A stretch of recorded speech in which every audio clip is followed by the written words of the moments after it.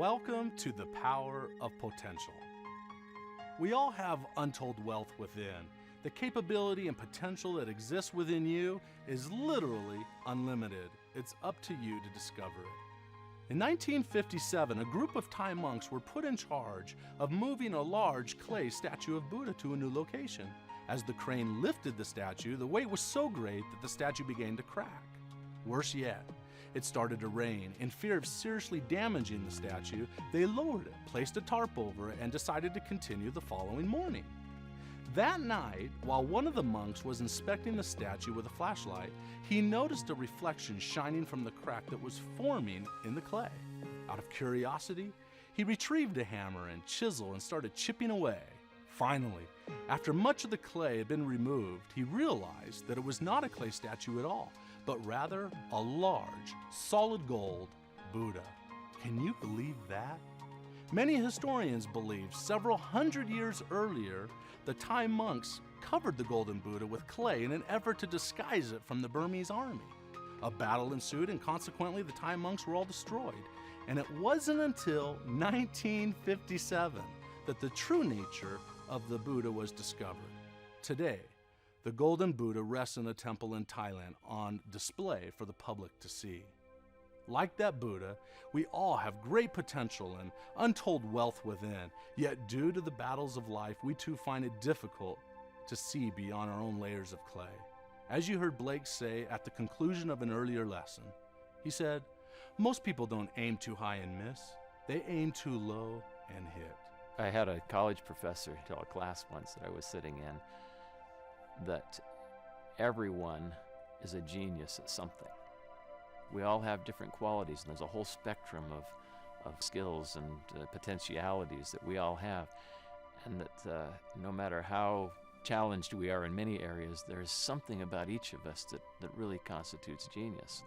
So part of the success formula is to figure out what you're good at and really focus or deploy that thing that you're very skilled at throughout the rest of your life. Find confidence in doing well that thing that you're particularly good at. Some of us are good at a range of things, and others a narrower range, but I really come to believe that it's true that everyone you meet is in some way has capacity to be better than 99% of the people around them in some field, in some area. Everybody's potential is unlimited. My favorite quote in the world says that the greatest loss in life is the difference between human potential versus actual performance. It's what every person is capable of accomplishing in their life versus what we actually get to. And it's because people waste time. I'm not that good at the business. There's so many people in my downline that are way better than me at recruiting and training and teaching and talking to people.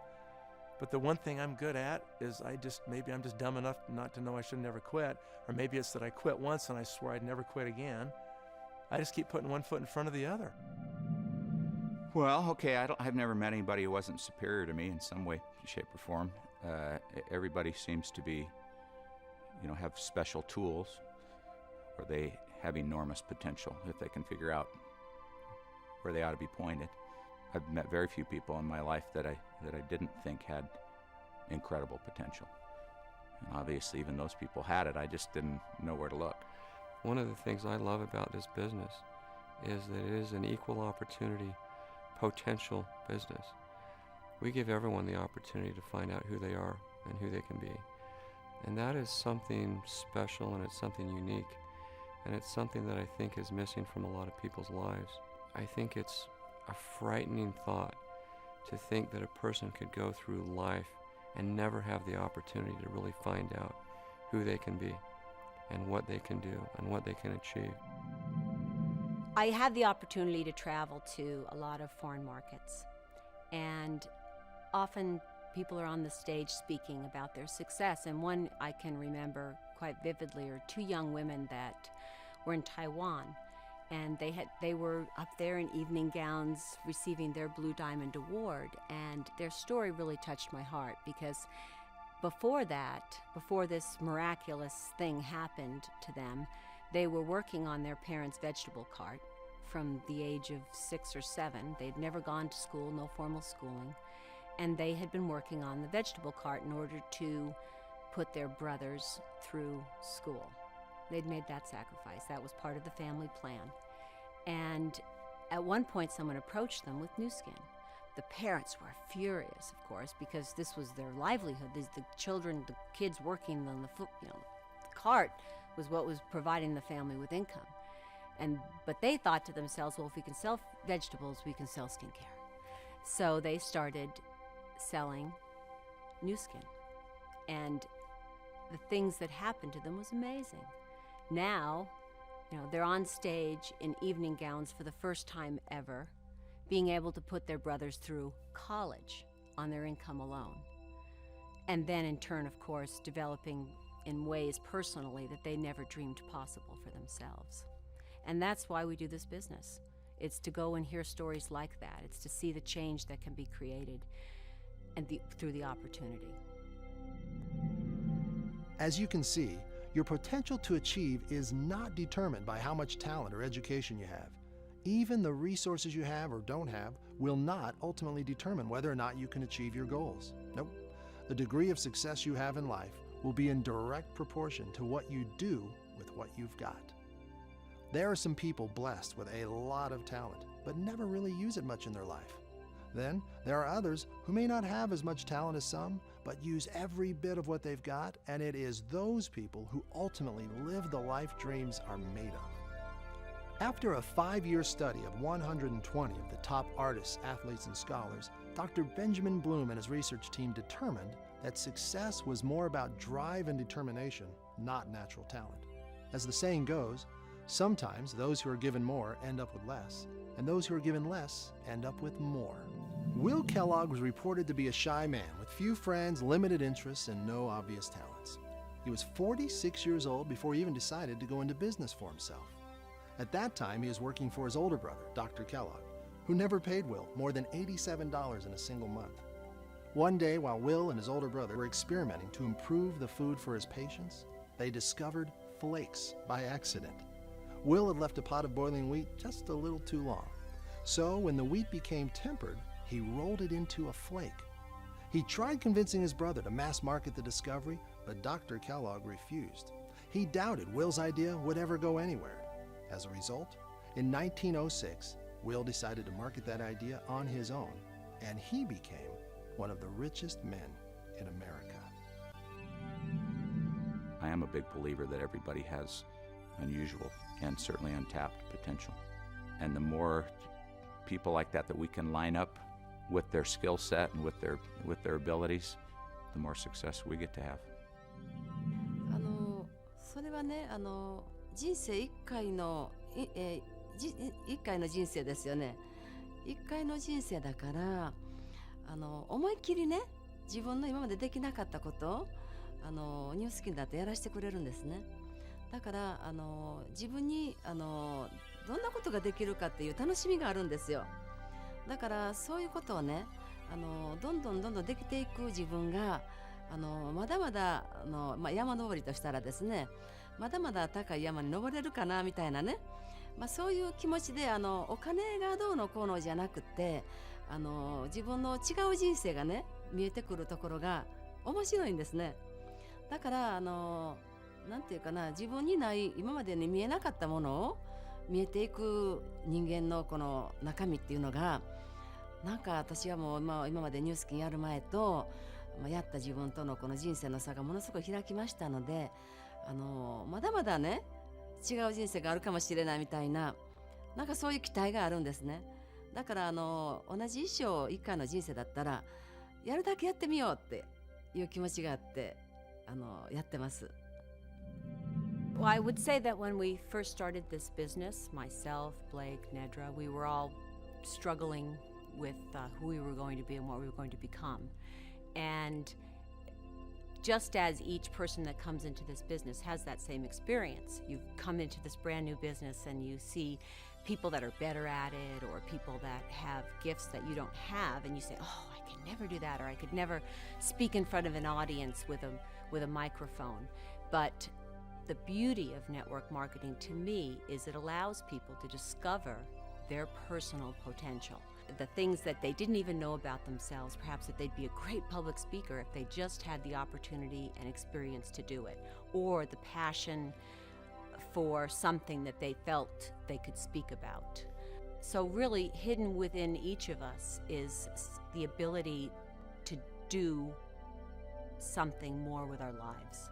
And it's up to us to make that decision to do it, and then through New Skin, they have the vehicle to do it. Unfortunately, many people have stopped believing in themselves. They've stopped believing in possibilities. Even with all our innate potential, far too many people have been conditioned to use only a small portion of the true potential that resides within. Like the Buddha story, many people have great wealth, abilities, talents within, but through life we've all taken on layers of clay that prevent us from becoming and achieving all that we're capable of achieving. This conditioning, or layers of clay that are formed around our potential, is what holds us back. This conditioning that we're talking about could be the result of what someone said. Maybe you set a goal at one point in your life that you were really excited about, and you went to somebody that you loved or somebody that you admired and you told them about your goal. And they turned back to you and they said, "You're gonna do what? You can't do that. What are you thinking? You don't have the education, the talent, so forth." And in that vulnerable moment, you believed them. Maybe you've heard of Dr. Amen's 18-40-60 rule. He says when you're 18, you're worried about what everybody else is thinking about you. When you're 40, you don't give a darn. And when you're 60, you realize nobody's been thinking about you at all. So stop worrying about what other people are thinking. Or maybe at one point in your life, you made a decision to go after a goal only to have one setback after another. And as a result, you can't do it, that it's not possible. You see, we have to realize it's not who you think you are that holds you back. It's who you think you are not that holds you back. And if you subscribe to the latter of those philosophies, you won't get anywhere in life. So you got to get over that kind of thinking. How do you get over that kind of thinking? Use some affirmations. I am great, whether you really believe it or not. Say the words, because the words are the seeds of your thoughts that help you to become who the potential is that you could represent. Well, that's the very thing that makes me feel like everybody has enormous potential. Is I view myself as just a really ordinary human being, but I've been able to line up my values and some eternal truths, I think, with my career in such a way that I look like I've accomplished something of value. Really, I'm just surrounded by people who are reaching their potential and make me look like I may be something spectacular, but I'm really just a very average person. Human potential is an intriguing thing because there is no gauge on any of us. None of us know how much we can accomplish. And so it's fair to say that our limitations are self-limitations, that we all have capacity to do more than we understand, and we can only test the depths of our capacities by getting out there and engaging. There's no question in my mind that everyone can go further, climb higher, do more than they ever believed. Don't allow these past events to determine your destiny. Resist buying into life's conditioning. In the early part of the last century, Michael Downing was 14 years old when he was riding on the back of a wagon in the middle of a heavy snowstorm and fell off. Before his parents noticed that he was missing, he had been severely frostbitten to the point that both of his legs had to be amputated, as well as his right arm and his left hand. Sometime later, he went to the county commissioner and asked if they would pay for his education, and he promised that he would pay them back in full. They did give him the money, and he eventually paid the county back. A number of years later, he was asked to speak in Germany to a large group of wounded soldiers during World War II. In his speech, he told them that their future is bright, that regardless of their wounds and circumstances, they could still achieve big goals. The wounded soldiers began to boo him. The booing got so loud that he couldn't speak, so he sat down. He took off his right leg. The booing stopped, but the resentment didn't, so he continued. He took off his left leg. Now he got their full attention. He continued by taking off his right arm and flipping off his left hand. Sitting there, a stump of a body, he began telling these young men and young women that they could achieve big goals and big dreams, just like you can. In my mind, it must have been one of the greatest motivational talks ever given. You see, Michael Downing went on to marry a wonderful wife and had 5 beautiful children. He also became the president of one of the most successful banks in Minnesota history. I asked the question, what's possible?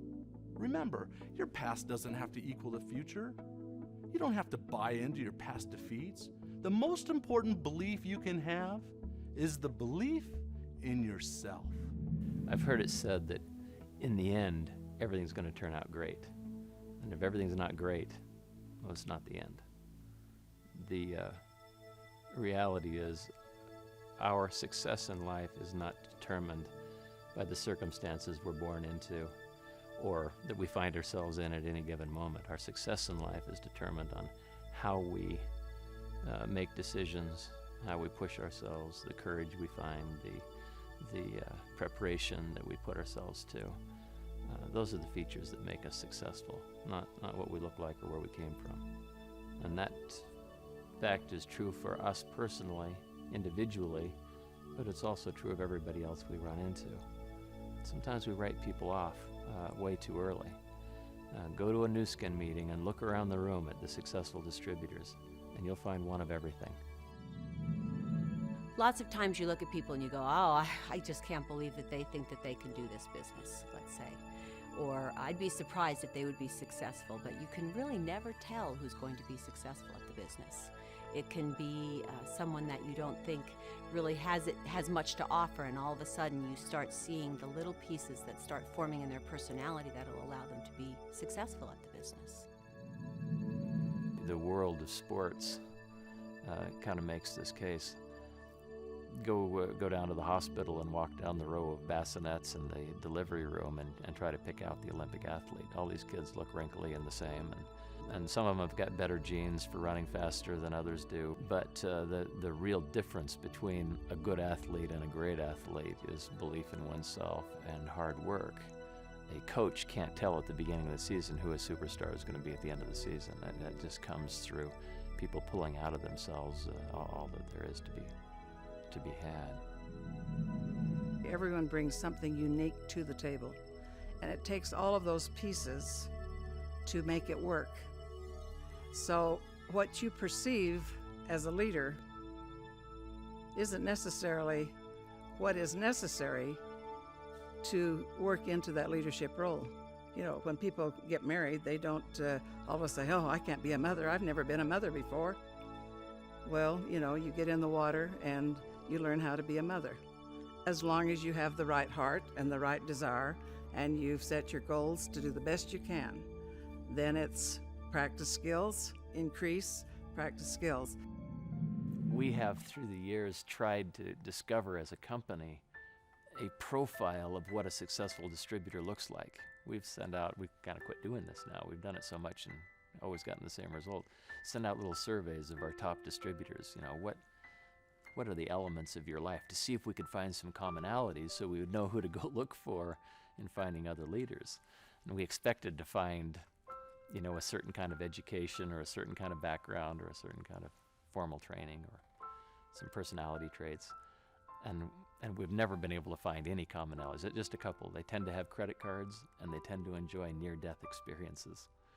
But other than that, they come from every walk of life, from every range of professional training and accomplishment, from every kind of household, from every country in the world, it seems like.